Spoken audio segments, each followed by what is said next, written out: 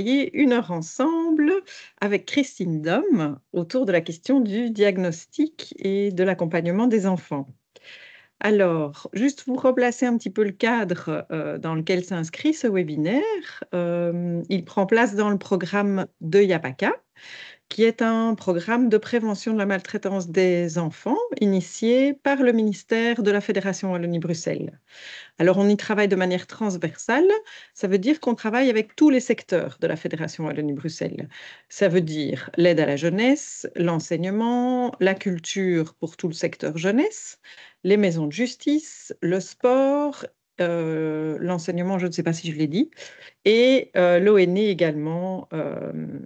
Et dans le cadre de ce programme de Yapaka, nous mettons à disposition toute une série d'outils pour réfléchir nos pratiques professionnelles et l'environnement social dans lequel elles s'intègrent.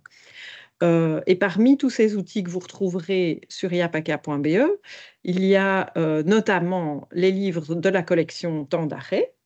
Le dernier qui vient de sortir a été rédigé par Christine Dom et convoque la question que nous allons travailler aujourd'hui, la question du diagnostic. Vous retrouverez aussi sur le site des modules d'auto-formation en ligne, des capsules vidéo, des petites capsules vidéo, courtes interviews d'experts, et Christine Dom se prêtera au jeu prochainement également, et des webinaires que vous pouvez retrouver, podcaster et partager en équipe notamment. Alors, vous voyez actuellement, normalement, sur vos écrans, 3 des 7 membres de l'équipe de Yapaka. Laurane Baudelot, Diane Huppert et moi-même. Et puis, nous sommes rejointes aujourd'hui par Christine Dom. Alors, pour éviter toute interférence sonore, on a coupé vos micros d'emblée. Donc, on ne vous entend pas. On voit que vous êtes connectés. On est 146 à être connectés et à travailler ensemble. Alors, comme vos micros sont coupés, c'est un peu compliqué pour avoir vos retours, vos suggestions, vos questions, etc. Mais je vous invite vraiment à utiliser le petit espace Q et R qui est au-dessus de vos écrans, qui est à droite de la fonction conversation. Et moi, je vais y être attentive pendant que Christine Dom nous présentera son fil de pensée autour de la question diagnostique, et j'essaierai de m'en faire le relais, alors soit au fur et à mesure de ce qu'elle nous propose, soit en fin de son intervention, voilà, pour prolonger un petit peu ce qu'elle nous aura partagé pendant ce temps ensemble. Pour ce qui est de la technique, si vous rencontrez des soucis techniques, malheureusement, on n'est pas en mesure de vous aider. Mais sachez qu'on enregistre ce moment de travail et donc vous pourrez revoir ce webinaire dès cet après-midi, normalement, si tout se passe bien, sur le site de Yapaka, là où vous vous êtes enregistré pour participer à ce temps de travail ensemble. Alors donc, on va prendre une heure ensemble pour penser avec Christine Dom les fondements un peu théoriques et les enjeux pratiques du diagnostic dans l'accompagnement des enfants. Alors, on entend fréquemment parler aujourd'hui des troubles 10, du TDAH, du TSA, etc. Et on avait envie vraiment de s'arrêter pour essayer de comprendre la place qu'occupent ces diagnostics aujourd'hui. Est-ce qu'ils sont finalement des gestes qui soignent? Est-ce qu'ils sont des passages obligés pour accompagner les enfants? Quel est finalement l'impact de ces diagnostics sur l'enfant, sur sa famille aussi? Quels sont les professionnels qui sont impliqués autour de cette question du diagnostic? Peut-être aussi quelles sont les dérives possibles ou les défis actuels auxquels on fait face quand on est aux prises avec des pratiques professionnelles autour du diagnostic? Comment est-ce qu'on peut aussi trouver un juste équilibre entre la nécessité parfois d'un diagnostic pour bénéficier de certaines aides ou d'accès à certains soins et le risque d'un surdiagnostic par ailleurs? Comment on peut aussi être attentif à promouvoir une culture diagnostique qui ne soit pas uniquement une réponse à une demande sociale ou à une demande éducative, mais bien un outil au service de l'enfant et de sa famille. Et donc, ce sont toutes ces questions-là qu'on a un peu convoquées et adressées à Christine Dom pour nous permettre de penser cette place du diagnostic dans nos pratiques professionnelles. Alors, il me reste à vous présenter Christine Dom et puis à lui laisser la parole. Elle est donc pédopsychiatre, psychothérapeute, notamment formée en systémique et en thérapie par le jeu et la créativité. Elle a une pratique de consultation, de travail en réseau et de thérapie institutionnelle. Et donc, comme je vous le disais en entame, elle est l'auteur du dernier numéro de la collection Temps d'arrêt que nous éditons, euh, qui s'appelle Le diagnostic, un processus collectif autour de l'enfant. On vous mettra en fin de temps de travail le QR code de ce livre que vous pouvez télécharger gratuitement sur le site de Yapaka. Et donc, vous aurez un accès facilité en fin de webinaire pour retrouver le document. Voilà, Christine, je te laisse la parole et je me permettrai donc d'intervenir en tout cas certainement en fin de webinaire, avec ce que tout un chacun ici aura pu déposer dans l'espace questions et réponses. Merci beaucoup.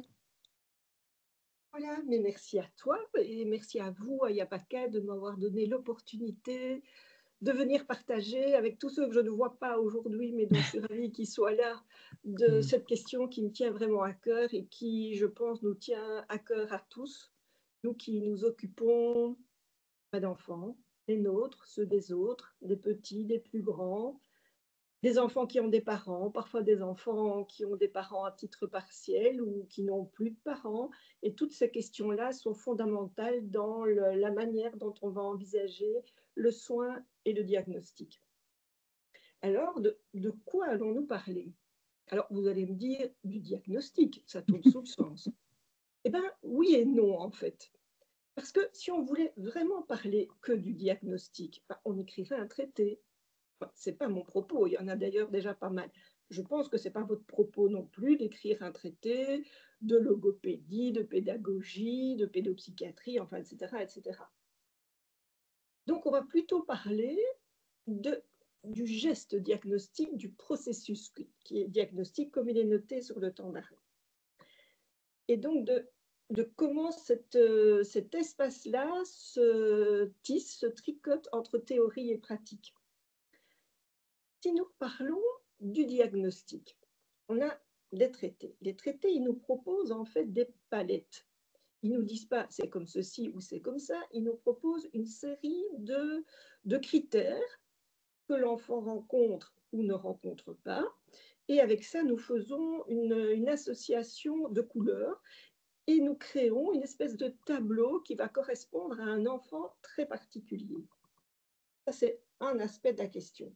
L'autre, c'est qu'on a un enfant aussi au départ, on a cet enfant, et cet enfant, on essaye de le décrire, on essaye de l'observer, et on reste dans l'observation au moment où on rencontre l'enfant. Et toute la question du diagnostic, c'est de faire se rencontrer les outils théoriques que nous donne notre époque, notre société aussi, on ne pense pas les choses partout de la même manière, et ce que nous voyons des enfants que nous élevons ou qui nous sont confiés pour être leurs enseignants ou leurs thérapeutes. Et en fait, cet espace entre les deux, entre la théorie et l'observation de l'enfant, c'est un espace fondamental parce qu'il est toujours présent, mais il n'est pas toujours observé. Et si on ne l'habite pas bien, si on ne lui donne pas sa pleine valeur, sa pleine démarche, on risque d'être un peu dans ce qu'on appelle l'étiquetage. Et l'étiquetage, c'est le grand risque du diagnostic. On dit souvent, mais non, on ne va pas faire du diagnostic, on va étiqueter l'enfant. Un diagnostic, ça ne devrait pas être étiqueter l'enfant. Mais ça n'est pas étiqueter l'enfant si on mesure bien les choix qu'on fait et si on habite cet espace entre théorie et perception de l'enfant d'une manière qu'on va essayer de réfléchir ensemble maintenant. Alors, l'espace là, il s'agirait donc de tisser ensemble ce que nous apporte la théorie de notre époque, qui sera sans doute amenée à changer encore dans les années qui viennent, et d'autre part, l'observation qu'on a de l'enfant. Qu'est-ce qu'il nous dit l'enfant? Il a peur, il ne grandit pas bien, il n'apprend pas bien, c'est ça qui l'inquiète, c'est autre chose. Et entre tout ça, on va tisser ensemble. Et alors, figurez-vous qu'il y a quelques jours, je cherchais la compréhension étymologique d'un mot, et il s'est avéré que ce mot voulait justement dire tisser ensemble. Et ça, c'est magnifique parce que ce mot, c'est le mot complexité.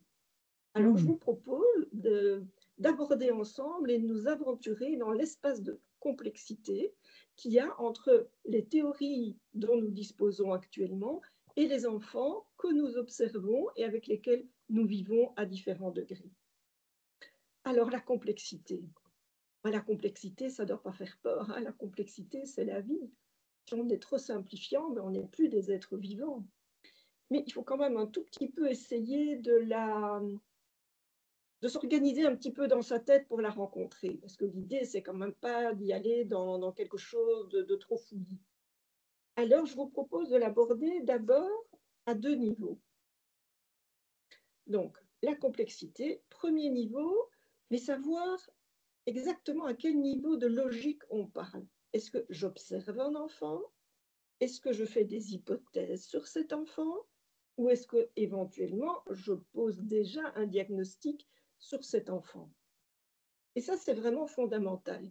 Parce que si une enseignante me dit, vous savez, madame, moi j'observe que cet enfant a TDAH, j'ai envie de lui dire, dites-moi ce que vous voyez, dites-moi ce que vous voyez, ce qui le distrait, ses difficultés d'apprentissage, ses ressources aussi, parce que la description d'un enfant et son diagnostic, ce n'est pas que les problèmes, c'est l'ensemble d'un enfant qui est en devenir et dont le devenir doit être protégé. Et donc, c'est d'abord être dans l'observation. Je riais un peu toute seule tantôt parce qu'il y a un coq qui chante tout le temps à côté de moi. Et je me disais, tiens, voilà, qu'est-ce que je pense de ça? J'observe que le coq chante à midi. Ça, c'est mon observation. Mon hypothèse, le coq est détraqué. Autre hypothèse, je ne connais rien au coq et peut-être qu'il a parfaitement raison de poser comme ça. Donc voilà, et je riais un peu en moi-même en me disant, mais c'est intéressant de percevoir vraiment ce qui est de l'hypothèse, ce qui est de l'observation. Soyons clairs là-dessus. Camus, il nous disait « Nommer les choses imprécisément ajoute au malheur du monde ». Et c'est une phrase que j'aime beaucoup parce qu'elle est profondément vraie et pas du tout triste. Je pense que c'est vraiment fondamental de penser que si on nomme les choses précisément, on les observe précisément et qu'on en fait des hypothèses précises, ce qui, vous avez bien compris mon propos, n'est pas la même chose que l'observation, mais je pense qu'on fait déjà avancer les choses pour cet enfant. Parce qu'on crée un propos autour de lui qui va être constructif. Alors, première notion pour aborder et s'y retrouver dans notre complexité de vie, c'est ce que j'appelle moi la lasagne. Alors, la lasagne, c'est de dire, mais à quel niveau, sous quel angle de vue on peut prendre les difficultés d'un enfant? On peut prendre ces difficultés au niveau de la demande qu'on vous adresse. Parce que ça, c'est la première chose qui arrive toujours à vous, c'est la demande. Alors la demande, dans le temps d'arrêt, je dis à un moment donné, voilà, c'est pas du tout la même chose d'avoir une maman qui vous dit la maîtresse et moi, on est bien d'accord, il est remuant à l'école, c'est pas possible, il a un TDA, madame, prescrivez-lui de la Rilatine. Ou d'avoir une dame qui vous dit oui, la maîtresse veut que je vienne chez vous, mais enfin, il est quand même un peu jeune, attention, elle voudrait que vous lui prescriviez de la Rilatine, mais on va quand même pas faire ça. Bon. Troisièmement, oh, vous savez, ce gamin, il est insupportable, il me fait que des ennuis, il ressemble bien à son père qui... Allô, j'ai l'impression qu'on s'est perdu une seconde. Oui, on a eu un petit décrochage d'une seconde. Voilà, on est de nouveau en place? Oui. Alors, troisièmement, cette maman, elle peut vous dire, il est bien comme son papa qui me fait des ennuis depuis qu'on est séparés et qui ne paye pas la pension alimentaire.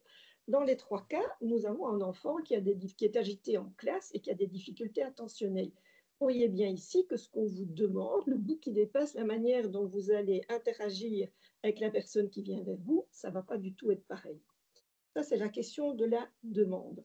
L'autre question fondamentale dans la lasagne, il y a quelques couches, c'est la question du système. Un enfant, ça ne vit pas tout seul. Dans quoi se retrouve-t-il? Dans son système familial, dans son système institutionnel, dans son système scolaire? Comment son symptôme fait place dans ce système? Comment ce symptôme est difficile à envisager dans ce système? Comment il est peut-être un peu créé aussi par ce système? Tout ça est important à prendre en compte. Le troisième niveau de réflexion, la troisième couche de lasagne, c'est la cognition.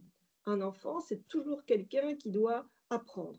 Moi, je pense qu'apprendre, c'est vivre et que c'est un peu vrai à tout âge, mais pour un enfant, c'est vraiment fondamental d'observer comment il apprend. Même si votre demande au départ, ce n'est pas toujours un trouble d'apprentissage. Par exemple, un enfant agité, ça peut être un trouble d'apprentissage masqué. C'est parfois plus gratifiant de faire un peu le clown en classe plutôt que de dire, écoutez, madame, je n'ai pas compris. Donc, c'est vraiment une question qui doit être envisagée, quitte à la refermer. Je n'ai pas dit qu'il faut faire des testings cognitifs à tout le monde. On n'est pas dans le dépistage ici. Mais quand même se dire, est-ce que là, j'aurais pas quand même une petite hypothèse, un niveau, qu'est-ce que les enseignants, les parents ont observé à ce niveau-là, et de récolter vraiment cette donnée.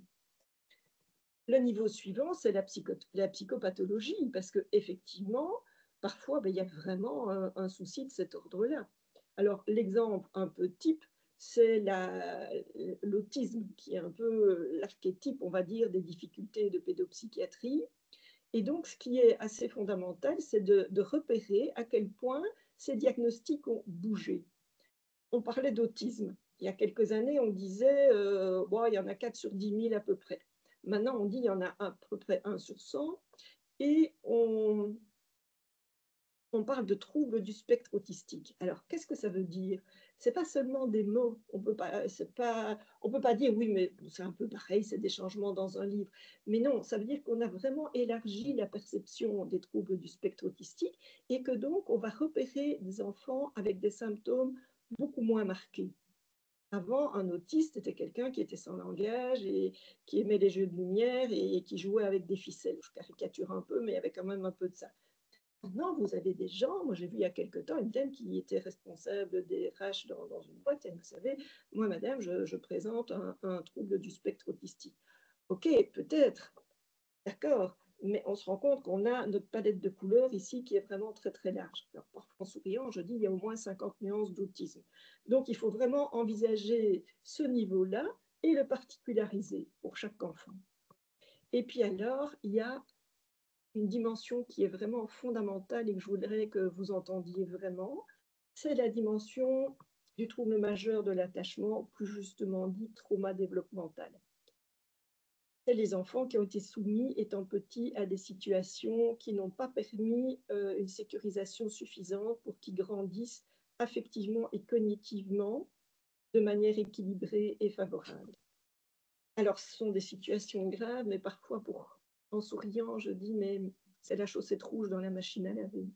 Quand vous avez un trouble de l'attachement, vous avez quelque chose qui va toucher tous les secteurs de la vie. La cognition, le relationnel, le physique même, par exemple la perception du chaud et du froid, ça se trace à tous les niveaux, les relations actuelles et plus tard. Et donc on voit bien que si on a une hypothèse à ce niveau-là, on doit impérativement la prendre en compte. Sinon, on fait du diagnostic qui n'en est pas, c'est-à-dire qu'on dit des mots sur un symptôme, et ça, c'est pas du tout pareil. Donc, ces différents niveaux-là, la demande, le système, la cognition, la psychopathologie et le trouble de l'attachement, je les sépare pour des questions de facilité de discours, on sait bien que c'est un peu lié, hein. Ce sont vraiment une petite checklist qu'il faut avoir dans sa tête. Alors, ça ne veut pas dire que tous les enfants présentent des problèmes à tous ces niveaux-là.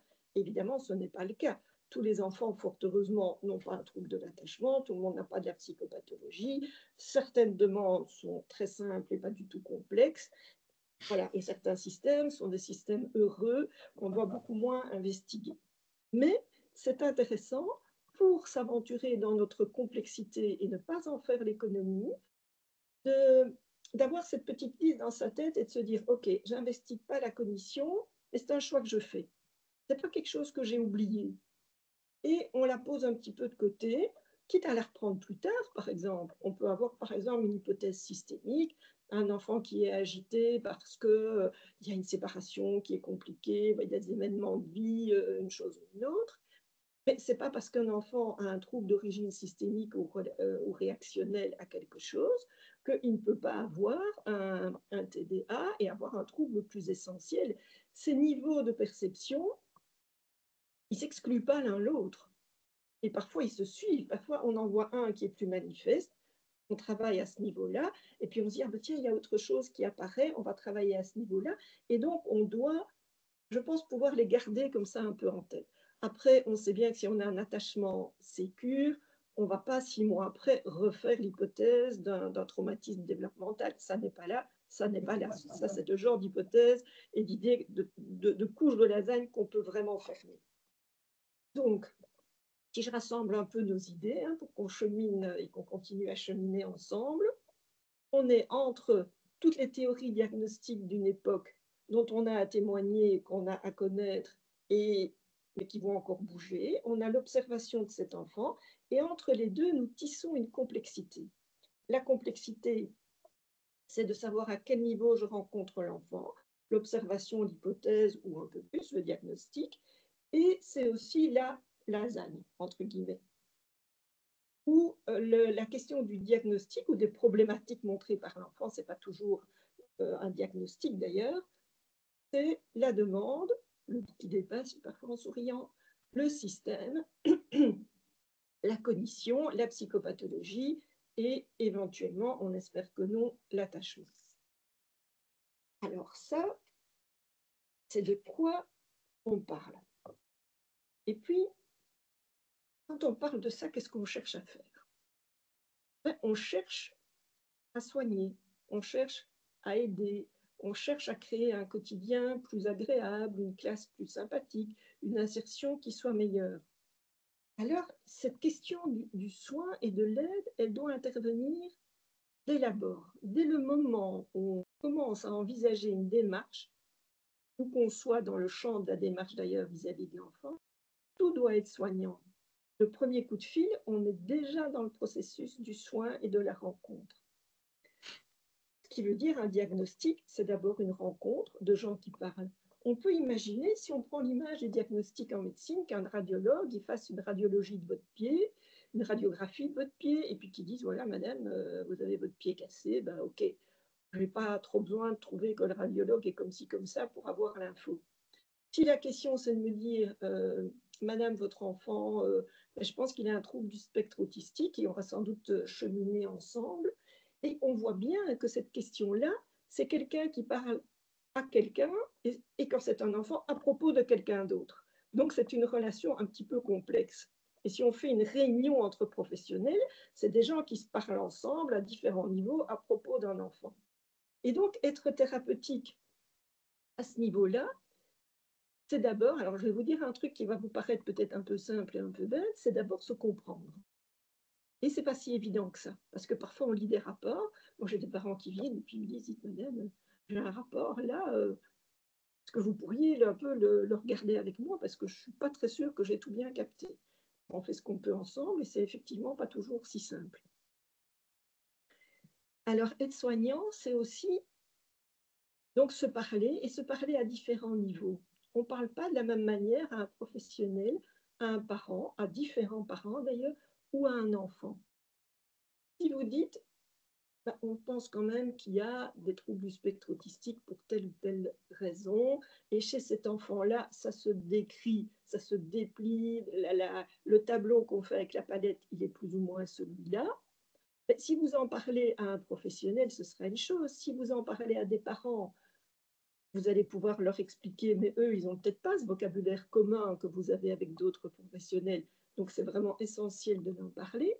Mais si vous avez à côté de vous un gamin qui a 8, 9, 10 ans, par exemple, comment vous faites pour que cet enfant il comprenne quelque chose de ce que vous dites?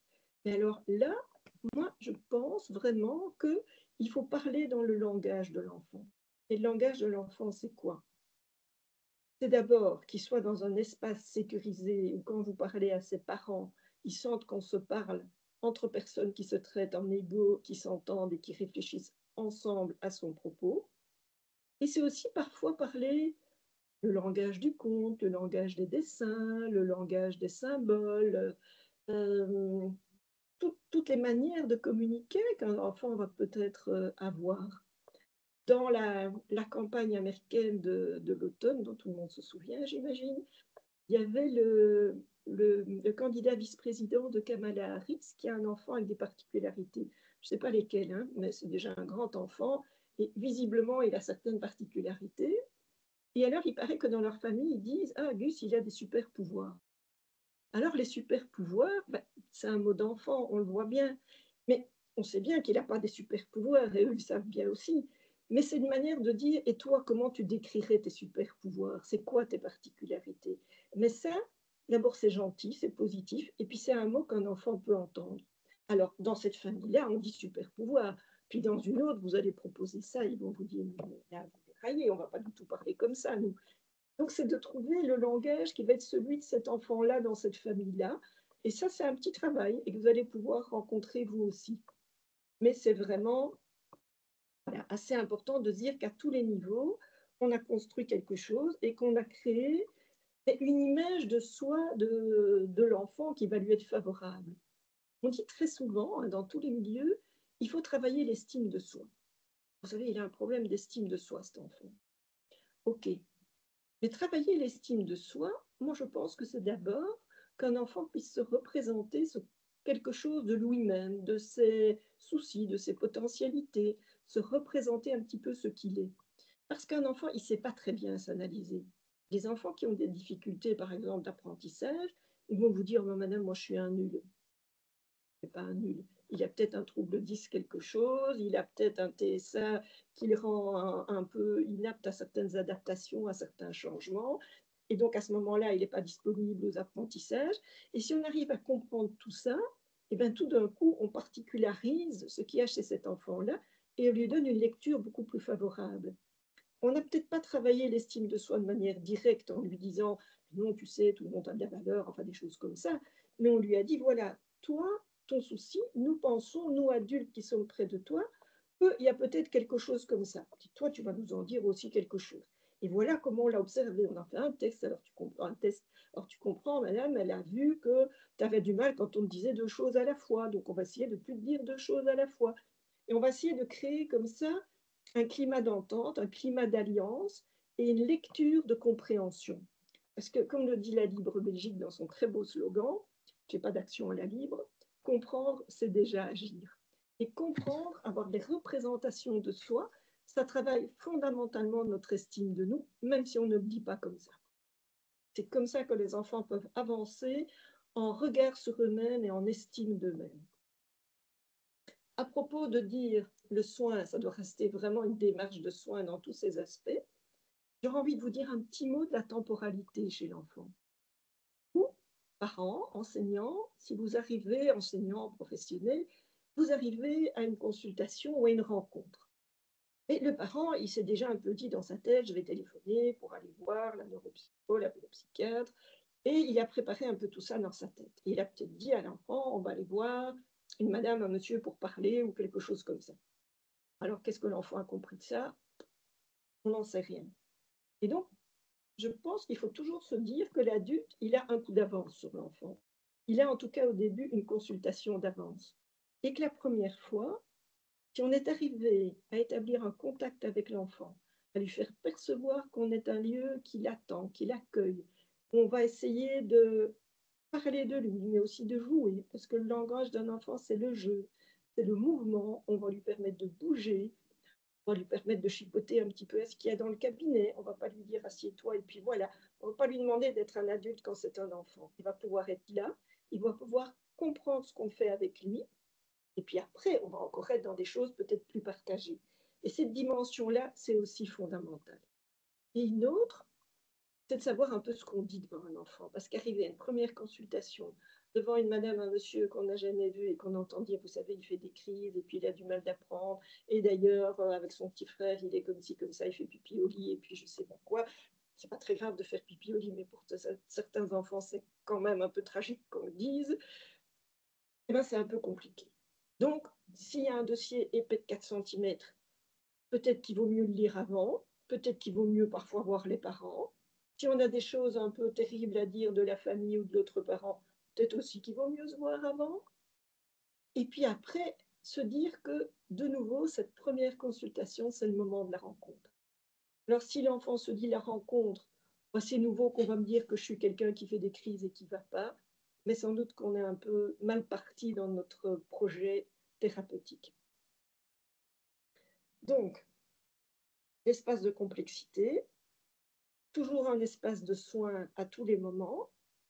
Et alors, quand on est dans tout ça, cet espace de soins, ces lectures, ces hypothèses, ces diagnostics à tous les niveaux, eh bien, qu'est-ce qu'on en fait? C'est pas fait pour dormir dans un tiroir, un diagnostic, hein. C'est fait pour être soignant et soignant à plusieurs niveaux. Alors, on imagine souvent que le soin, c'est un lieu de consultation, par exemple. Ou c'est un enseignement spécialisé, ou c'est une rééducation. Alors, ça peut être des espaces comme ça peut être vraiment, effectivement, des rééducations de différents niveaux, mais c'est aussi, ça devrait en tout cas être vraiment quelque chose de l'ordre du quotidien. Si vous vous dites, cet enfant, il a des traits autistiques de type comme ci, comme ci, comme ça. Donc, on a particularisé sa petite nuance d'autisme à lui. Alors, il faut qu'au quotidien, ça débouche sur quelque chose. Si on sait, par exemple, que voilà, tel type de changement lui est insupportable parce que ça fait partie des caractéristiques éventuelles d'un enfant autiste, essayons de ne pas le mettre dans des situations compliquées. Ou alors, si on le fait parce qu'on estime qu'il doit progresser à ce niveau-là, on le fait de manière un peu prudente, on le fait en lui disant, on va essayer de faire en sorte que tu avances à ce niveau-là. On va essayer en tout cas que le quotidien ne vienne pas prendre de front les particularités de cet enfant-là. Et que donc le quotidien, outre les soins, outre la pédagogie, outre les rééducations, soit vraiment thérapeutique lui aussi. Et c'est là qu'une bonne entente entre parents, soignants, enseignants, acteurs de la culture, j'ai entendu tout ce qu'on disait tout à l'heure, et c'est vrai que la culture, c'est aussi certainement très soignant pour certains enfants, mais c'est vraiment très intéressant pour les enfants et de sentir qu'il y a cette réflexion. Alors là, quand même, je ne sais pas si vous le voyez, mais je vous sors ça, parce que je trouve ça très bien illustré le propos. Je l'ai reçu ce matin, elle est magnifique, ça dit très bien les choses. Alors, on en est là. Et qu'est-ce qu'on fait avec ça? Je vais me résumer un peu, puis vous aurez un temps pour les questions. Eh bien, on a fait des représentations, on a fait des actions, on a décidé des choses, on a fait des choix. On ne les a pas toujours fait de manière définitive d'ailleurs. On peut dire, ben là pour le moment, on pense qu'on va travailler vraiment tous ces niveaux-là, au niveau de tes difficultés d'adaptation, et puis quand il y aura ça, peut-être qu'on va se dire, oui, mais il y a peut-être quelque chose de l'apprentissage. Tiens, maintenant, tu es plus dans les apprentissages. Oh, c'est un peu compliqué, là, les écritures. Peut-être qu'il y aurait de la logopédie qui se mettrait en place. Et donc, les choix qu'on fait à un moment donné d'être thérapeutique ou même de partie de diagnostic, toujours notre lasagne, ben, elles sont susceptibles d'évoluer. Donc, on doit toujours garder, enfin, on doit. Je pense que c'est intéressant dans notre tête pour travailler cette complexité, de garder ouvert toujours ces différentes couches, sauf celles qu'on aurait radicalement éliminées, pourquoi pas, mais on sait qu'elles sont là, qu'on fait des choix et que ces choix, ils sont susceptibles d'être revus. Et peut-être aussi, on parle de langage avec l'enfant, parce que dans quelques années, l'enfant, il viendra vous parler d'une autre manière. Et ça, c'est la responsabilité de chacun, de la personne qui pose le diagnostic, des parents, de l'enfant et de toutes les personnes qui entourent cet enfant et qui vont dire, ben voilà, comment nous, on va faire avec toi, voilà ce qu'on a compris, nous, dans notre sphère.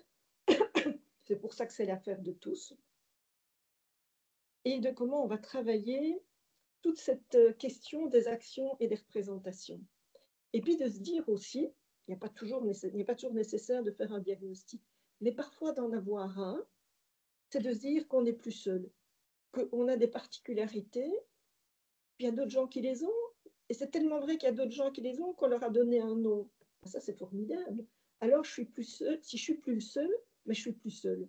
Et ça, c'est quand même vraiment bien. Et là, je ne suis pas en train de faire l'apologie du diagnostic à tout prix. Je pense que parfois, on en a au stade des hypothèses, et c'est très bien de rester là. Il n'y a pas de diagnostic. Vous avez un enfant agité, vous vous dites, bah, est-ce qu'on a les données fondamentales pour qu'un enfant soit bien? Est-ce qu'il mange bien? Est-ce qu'il dort bien? Est-ce qu'il joue bien? Est-ce qu'il boit suffisamment d'eau? Est-ce qu'il ne mange pas trop de sucre? Tout ça, tout ça. Vous réalisez que cet enfant, pour une raison XY, il est des heures devant les écrans, il ne dort pas assez. Vous traitez votre hypothèse, hein, vous avez déjà un peu quelque chose, et puis peut-être que ça va s'arrêter là. Et c'est toujours de savoir un peu comment on navigue dans cette complexité et qu'on fait des choix susceptibles d'être revus. Alors, je crois que je vais vous laisser la parole, là je suis un peu en nécessité, je crois, de vous la laisser. Peut-être juste de dire, mais qu'il faut aussi toujours envisager les ressources. Que évoluer avec un enfant, c'est jamais uniquement envisager ses difficultés, c'est envisager ce qu'il est capable de faire, la manière dont il va bouger, la manière dont il va pouvoir s'envisager, et que ces ressources, ça fait vraiment partie de la complexité du regard qu'on doit avoir. Voilà, mais à très vite avec vos questions. Mais j'avais envie de prolonger vraiment tout de suite en ce que tu disais, envisager les ressources de l'enfant, mais aussi peut-être les ressources, s'inquiéter, s'interroger sur les ressources des parents qui sont pris dans ce diagnostic, avec parfois euh, toute une batterie de choses à mettre en place qui leur sont adressées, mais est-ce qu'on ne doit pas aussi prendre un temps pour évoquer quelles sont les ressources de la famille? Ça, c'est une chose. Et puis aussi, peut-être les ressources de l'enseignant, de l'équipe éducative qui entoure ses enfants, etc. Et donc, se mettre aussi peut-être collectivement autour d'une table, enfin, en tout cas, d'avoir un vrai partage de temps de travail pour savoir qui peut prendre quelle part et une part qui lui soit acceptable. Je ne sais Oui, pas si tu entends ce que... Pas des listes froides où on voudrait que 57 mesures soient prises en charge ou qu'il y ait 57 consultations ou que les parents finalement arrêtent de travailler parce que s'il faut oui, remplir leur agenda... Enfin voilà, ce que je veux dire, c'est comment aussi on est attentif aux ressources de chacun dans ce dispositif. oui. Alors commençons par là et puis je reviendrai aux autres points. Oui, oui, On est attentif aux ressources de chacun et de l'enfant. C'est vrai qu'on voit oui. parfois des parents qui reviennent, l'enfant a été multibilanté. Et moi, je me souviens toujours de gens qui sont arrivés chez moi en disant, regardez madame, j'ai fait 250 pictogrammes, il faudrait qu'il fasse de l'ergo, de l'hypothérapie, enfin peut-être une psychothérapie, qu'est-ce que vous en pensez? De la logopédie, évidemment. Je me disais, mais c'est pas possible, ça, c'est pas gérable. C'est pas gérable pour la maman, sachant qu'il y avait quand même d'autres enfants dans la fratrie en plus, mais quand bien même, on aurait pu imaginer qu'elle était tout à fait dispo. Alors je dis déjà elle, dans la situation c'était elle. Je vais me corriger et je vais dire les parents pour parler d'une situation plus juste et plus générale. Et si même c'était possible, est-ce que pour l'enfant c'est raisonnable de lui Mhm, demander d'investir dans autant de choses? mhm, Parce que il y a quand même une limite aux capacités d'investissement, en langage plus psy, on dirait aux capacités transférentielles d'un enfant. Il ne peut pas s'investir 2 fois chez la logo, une fois chez l'hypothérapeute, une fois chez la psychologue, et de temps en temps une fois chez la pédopsychiatre, et puis à l'école avec la madame qui vient pour les enseignements spécialisés. Ce n'est pas raisonnable. Nous-mêmes, on ne pourrait mhm, pas le faire. Alors parfois, il faut vraiment se dire, et là, c'est quelque chose à faire ensemble, qu'est-ce qui est le plus urgent, qu'est-ce qui est le plus praticable, mhm. qu'est-ce qui est possible dans votre vie de famille, madame, monsieur. Effectivement, peut-être si tel truc, ça tombe en même temps que le cours de danse de la grande, ben, ça va être un peu compliqué. Et qu'est-ce qu'on va mettre en place comme système et où on est d'accord avec ça et on ne culpabilise pas les gens. Mhm, mhm, Parce que d'abord, il ne faut pas demander aux gens les possibles et ce ne serait pas bon pour l'enfant de faire trop de choses. Et je pense que ça, c'est vraiment important de le dire. mhm. Alors, tu disais aussi la question, un diagnostic ou pas. Eh bien, je crois que cette question de l'entre-deux, on disait tout à l'heure de la complexité entre l'enfant et le diagnostic, ça permet un peu de résoudre ça. Sinon, on en fait des débats idéologiques. Hein. Moi, je trouve qu'il faut des diagnostics, mais non, ça enferme les enfants. Et puis, bon, il y a moyen de discuter beaucoup, mais je ne suis pas sûre que ça mène très loin de le prendre par ce bout-là. C'est un débat entre démocrates et républicains, ça. Hein. Et on sait que, voilà, dans les familles américaines, ce n'est pas favorable.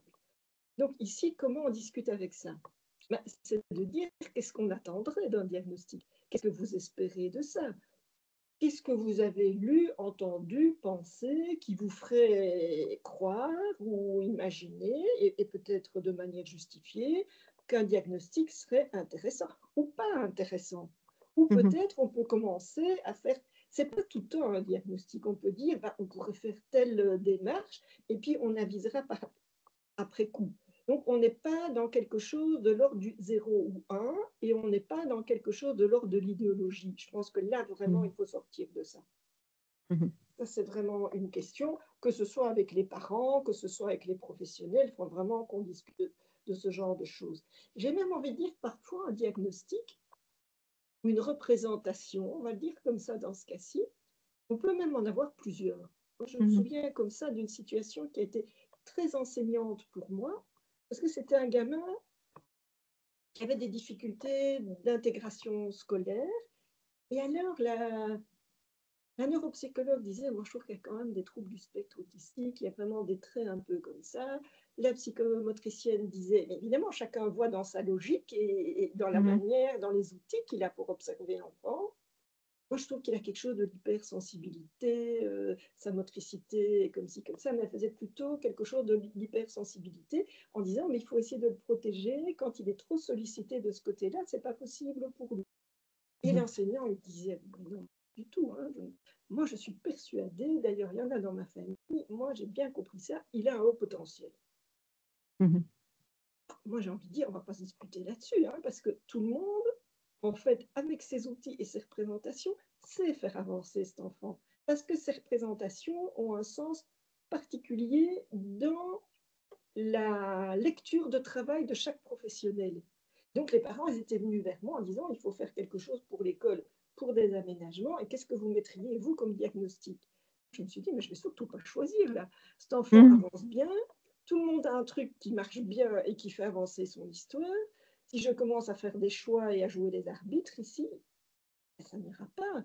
Je vais plus poser je vais plus nuire que de soigner. Et donc, on a fait une lecture un petit peu complexe avec ces gens. On a écrit ensemble un rapport qui permettait de déplier vraiment les différentes questions. Et donc, la question ici du diagnostic, on voit bien comment elle s'est dépliée. Et elle n'était plus, est-ce qu'il nous faut un diagnostic central ou pas? On a essayé de faire quelque chose de plus complexe, justement.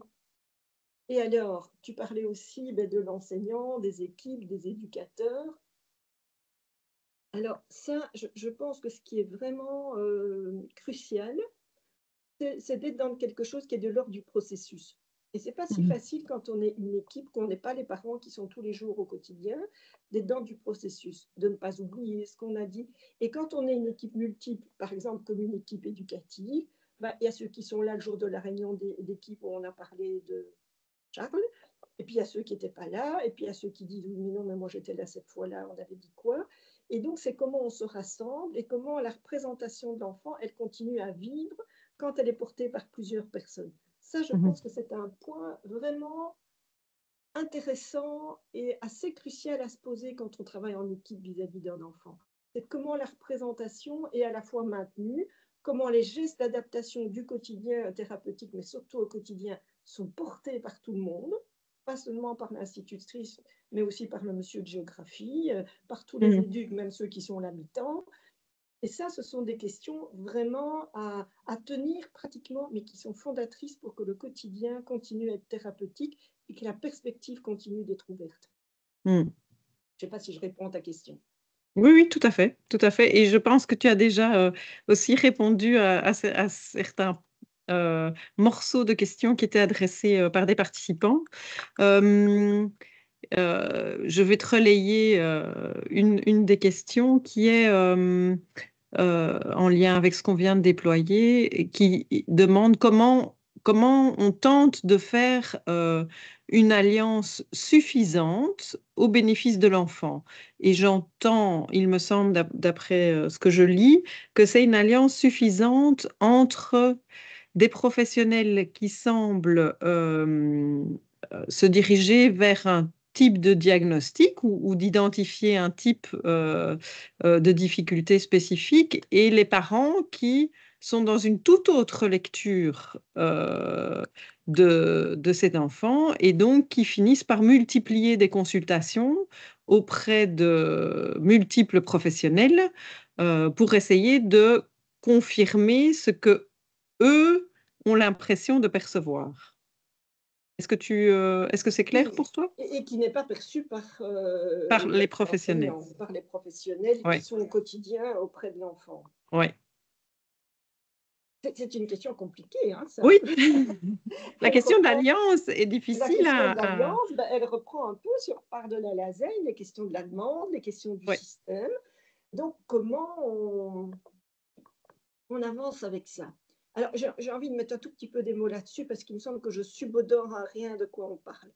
Donc, j'imagine que ça pourrait être, par exemple, des parents qui disent ben, mon enfant, il a un haut potentiel. Et puis que, par exemple, ça pourrait être autre chose, hein, je m'en rends bien compte, mais on pourrait imaginer ça. Des enseignants disant ben, nous, on ne perçoit pas ça, on pense, par exemple, qu'il est plutôt dans un trouble 10, et l'un n'excluant d'ailleurs pas l'autre, ou dans un TSA, syndrome d'Asperger.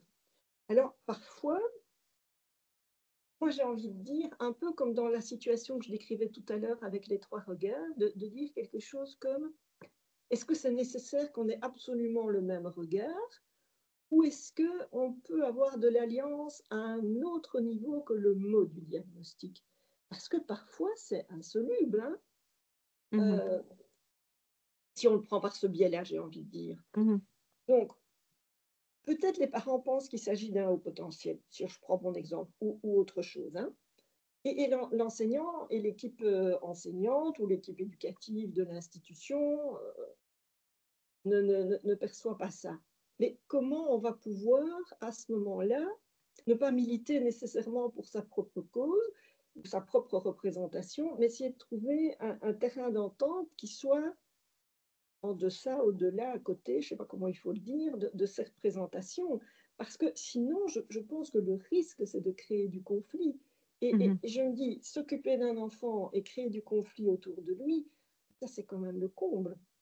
Je veux dire, surtout essayons de ne pas faire ça, sauf si vraiment il y avait des mesures protectionnelles à prendre. Enfin, si Oui, oui. vraiment on estime qu'on est dans quelque chose où l'enfant est dans une situation qui lui est délétère, là il y a des positions à prendre.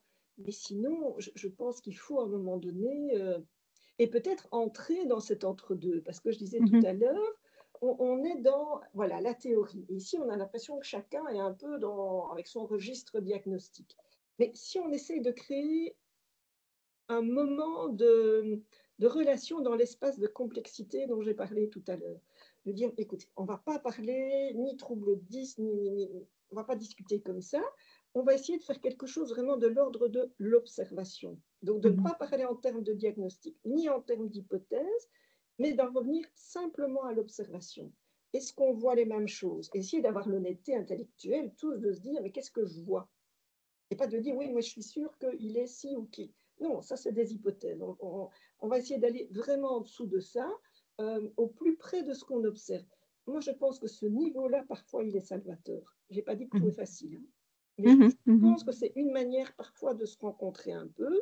Et puis parfois on entend alors des choses qui disent, ben oui, c'est vrai qu'à l'école, c'est un groupe, c'est pas la même chose qu'à la maison. Et quand vous entendez ça, c'est déjà un peu une manière d'entendre le point de vue de l'autre, hein. Voilà, Ben, j'espère que je réponds à la question un petit peu de cette personne. oui, oui, tout à fait. Et je pense que tu réponds aussi à une autre participante qui vient de déposer une question justement par rapport à est-ce que en tant qu'éducatrice spécialisée, est-ce qu'on peut faire du diagnostic ou juste émettre des hypothèses et transmettre nos observations aux parents? Je pense que tu viens un peu d'évoquer cette question en même temps en disant que peut-être que la première chose, c'est parler des observations, de ce qu'on observe, de ce qui se passe pour l'enfant dans les difficultés, alors soit d'apprentissage, soit relationnel, soit de tout autre ordre. Oui, et d'en parler aux parents, mais quand on est éducatrice spécialisée, souvent on appartient à une équipe. Donc, d'en Mhm, parler à son équipe, de dire, tiens, moi j'ai l'impression que j'observe ceci, cet enfant, voilà, il a tel ou tel comportement, telle ou telle attitude, il suscite mon incompréhension ou un petit peu mon inquiétude à certains niveaux. Est-ce que vous partagez mes lectures? Comment vous voyez les choses? Ah ben oui, mais ça, tu sais, c'est parce que tu fais le soir, et le soir, c'est compliqué pour lui. Moi qui fais souvent des matins, ben, je vois un petit peu autre chose. Je fais beaucoup de réunions d'équipe, je travaille en institution, mais mhm, on entend des choses comme ça. mhm, Et alors, quand chacun observe et rassemble ça, mais c'est vraiment intéressant, plutôt que de dire oui, je vois bien qu'il est autiste ou je vois bien qu'il a un déficit attentionnel. Parce que, par exemple, si on dit un enfant a du mal d'être attentif, mais peut-être parce qu'il est soucieux, peut-être parce qu'il est distrait par le groupe. On dira que c'est peut-être une difficulté à s'isoler un tout petit peu dans un groupe. On pourrait dire aussi c'est des traits plus autistiques. On pourrait dire qu'il est fort triste d'être séparé de sa maman ou de papa s'il est en institution. Il y a des tas et des tas d'hypothèses. Donc il faut faire mhm, attention de ne pas aller trop vite. Et de nouveau, tout ce que je dis ici, ça ne s'exclut pas nécessairement. mhm, mhm, mhm, Mais de partir vraiment de ça, et alors de le partager. Parce que quand on perçoit quelque chose, il y a des choses de l'ordre très objectivables. Il y a l'autre jour un petit dans mon cabinet, je lui dis, écoute, j'ai un beau tapis et tu ne veux pas tirer tes souliers. Le tapis, il est pour jouer, mais pas avec les chaussures de l'extérieur. Et alors, il tire ses chaussettes. Je suis un mhm, peu étonnée. Et le maman me dit, mais, ah oui, oui, c'est pas possible pour lui, il ne peut pas tirer ses souliers sans tirer ses chaussettes.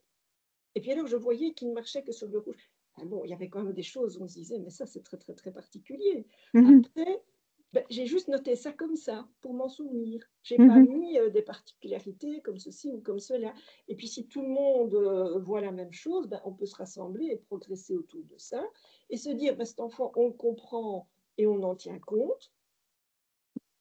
Euh, ou on a besoin de quelque chose qui va nous permettre d'aller au-delà et il faudrait faire telle démarche, tel testing, aller un petit peu plus loin. Parfois, on n'a pas toujours besoin d'un diagnostic. On partage une représentation. On sait que si on fait tel ou tel geste, on met un peu l'enfant en difficulté. On fait autrement et c'est suffisant. mhm, mhm, mhm. Euh, Alors, je vois le temps qui avance Ouais. et je voudrais quand même encore rattraper une question qui a été déposée par une participante parce qu'elle convoque la question du collectif et je trouve que ça, c'est peut-être aussi ce qu'on n'a pas encore abordé. Donc, elle demande comment on aborde le diagnostic d'un enfant avec les autres enfants de la classe. Puisque cet enfant navigue dans une collectivité, c'est important aussi en effet. Alors, elle pose la question, est-ce qu'il faut le faire en présence de l'enfant ou pas? Est-ce que si le parent n'est pas d'accord, est-ce qu'on le fait quand même? Enfin, comment est-ce qu'on parle de ça dans le collectif classe? Est-ce que C'est tu as la des question. pistes à nous proposer, même des pistes à réfléchir, hein, voilà. Euh, Moi, j'ai déjà vu des tas de solutions différentes. J'ai l'impression que les gens, et les parents, les enfants, les enseignants ou les éducateurs sont très créatifs comme ça à ce niveau-là. J'aurais envie de dire d'abord, est-ce que pour que la vie dans le collectif soit possible, on a besoin de décrire précisément ça ou pas? Mhm, Un enfant qui a un trouble 10, ben peut-être qu'on va lui donner un peu plus de temps. On est obligé d'expliquer vraiment le pourquoi du comment à tous les enfants. On peut dire, voilà, nous, entre adultes, on réfléchit. Tel ou tel, il a un peu plus de temps. Toi, on te met plus devant. L'autre, il est plus près de la fenêtre. Et voilà. Et on n'a pas besoin de raconter la vie de l'enfant pour ça. Parfois, l'enfant a quand même des particularités. On se dit que ce serait quand même vraiment intéressant pour le collectif que ce soit partagé. Maintenant, j'ai envie de dire, si les parents ne veulent absolument pas, ben, peut-être réfléchir pourquoi. Qu'est-ce mhm, que ça va avoir comme impact au niveau de l'enfant?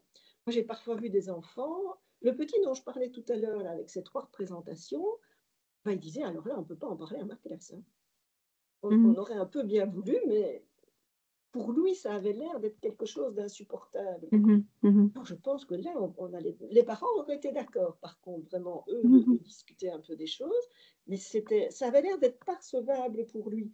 Et on a essayé de le prendre un peu par tous les côtés, de dire on pourrait faire comme ci, comme ça, parce que tu comprends parfois. Toi, tu as le droit de rester en classe pendant la récré, par exemple, c'est un peu compliqué, ou tu as telle attitude, les autres, ils ne comprennent pas très bien. Voilà. Ça, c'est pas... Je me dis que si les enfants, de nouveau, si on s'y oppose formellement, ben, ça me paraît quand même très compliqué. Et puis parfois, c'est comment on le fait. Est-ce qu'on le fait en donnant une information au groupe et on sait quand même bien que ça concerne tel enfant? On n'est pas obligé de le dire non plus. On peut faire un petit cours sur les troubles 10 ou autre chose, je ne sais pas. Et puis, il y a des gens qui sont très, très créatifs. J'ai eu la semaine passée une psychopéda au téléphone qui avait, avec un petit gamin qui a des traits autistiques, mais très, très manifestes. Hein. Donc, la classe l'avait vu et qui adore tout ce qui est vidéo. Ils avaient fait une petite vidéo pour présenter l'autisme ensemble. Donc, je me dis, magnifique. On présente l'autisme, on donne un peu de décodeur aux autres, parce que je pense que c'est quand même pas mal qu'ils aient un peu de décodage. Et puis lui, en même temps, il est tout à fait valorisé parce qu'il est dans une magnifique zone de compétence. Je me suis dit, ben ça, bravo. Hein. C'est quand même, on se dit que ça, c'est magnifique comme solution. Maintenant, on n'a pas toujours des gens aussi imaginatifs que cette dame, mais c'est vraiment de dire qui doit entendre quoi pour que notre vie collective soit plus soutenable. Oui. Voilà. Et de nouveau, c'est sortir des logiques trop générales, mais de dire, voilà, de quoi les enfants ont besoin pour vivre bien avec cet enfant et de quoi cet enfant a besoin pour que les autres l'accueillent d'une manière qui lui soit favorable aussi. Peut-être que si c'est présenté comme ça et pas est-ce qu'on en parle ou pas, de nouveau, on est dans l'espace de complexité, peut-être que les parents l'entendront mieux ou pas, hein, c'est pas toujours si simple. Oui, oui, oui. Eh bien, merci beaucoup. Il y a encore l'une ou l'autre question, mais qu'on n'aura pas le temps d'aborder, qui évoque la question de l'adolescence. Comment on aborde cette question à l'adolescence, qui est quand même ce moment qui est traversé par des grandes questions identitaires, existentielles, et où en effet il faut sans doute être encore, enfin, d'autant plus vigilant avec la notion d'étiquette et de diagnostic pour ne pas enfermer les choses. Voilà, mais donc on aurait encore envie de t'entendre sur différentes choses, mais je vais refermer la discussion ici aujourd'hui. Par contre, inviter tout un chacun à poursuivre sa réflexion en reprenant les éléments que tu nous as partagés dans le livre qu'on vient de sortir donc dans la collection Temps d'arrêt. Laurent est en train de vous afficher la page arrière, notamment de cover du livre. On va essayer de la mettre, si tu sais, Laurent, un peu plus grand, de manière à ce que vous puissiez attraper le QR code voilà, avec vos téléphones éventuellement. Sinon, vous le retrouvez aussi, hein, on l'a mis en page 1 du site de Yapaka. Vous retrouverez la page dédiée au temps d'arrêt directement là et l'enregistrement du webinaire.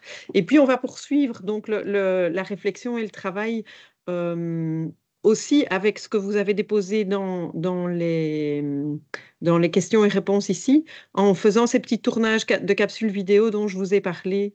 On va les tourner demain avec Christine Dom. Donc, on aura aussi l'occasion d'aborder l'une ou l'autre question à ce moment-là.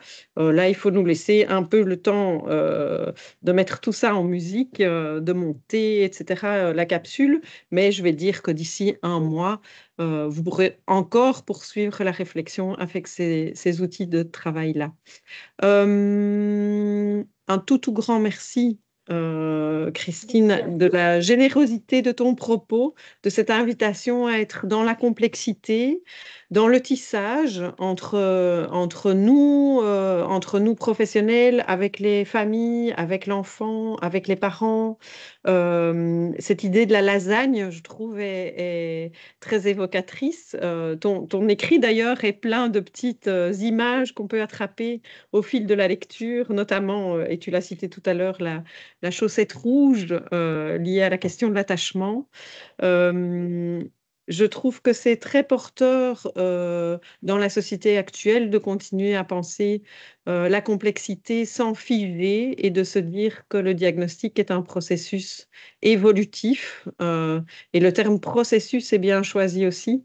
C'est pas un collage, c'est pas l'idée de figer les choses, tout au contraire. Voilà, donc je trouve qu'on repart avec beaucoup de choses qui nous aident à penser cette question très actuelle, je pense, et à la manière dont on peut accompagner et être dans le soin pour ces enfants et ces familles. Un tout grand merci. Euh, pour ce qui est des webinaires de Yapaka, il y en aura un prochainement avec Serge Escott autour de la question du travail avec les parents. Et je pense que ça va du coup convoquer aussi la question de l'alliance dont on parlait précédemment. On vous laisse le temps de encore 2, 3 minutes si vous voulez rajouter des associations, des questions, etc. dans le petit onglet ou dire au revoir ou laisser un petit mot. On laisse encore l'espace ouvert ici 2 minutes. Et bel après-midi à chacune et chacun. Voilà, donc Christine, si tu souhaites